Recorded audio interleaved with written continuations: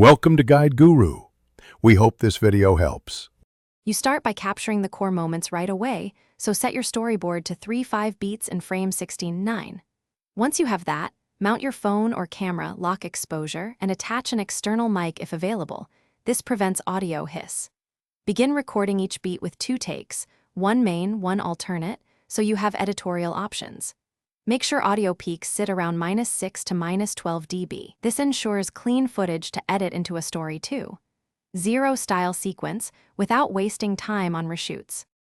You next assemble the narrative by importing and labeling clips, then trim each beat to its strongest 1 to 6 seconds so pacing stays tight.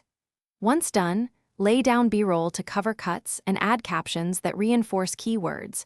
Motion cuts and quick transitions keep momentum. Make sure to add 1 to 2 subtle sound effects to sell actions and mix levels so dialogue remains clear. Finally, color grade for consistent tones and apply warp stabilizer on shaky shots to keep the story feeling professional. You finish by exporting the sequence using H.264 or H.265 at 1080p or 4K depending on your target platform, and choose a bitrate that balances quality and file size. Once exported, preview the full run on the actual playback device to confirm audio sync, caption timing, and visual contrast.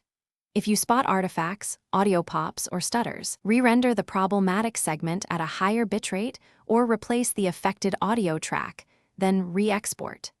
This troubleshooting step fixes most final delivery issues without redoing the whole edit. Thanks for watching. Consider subscribing if we helped you today.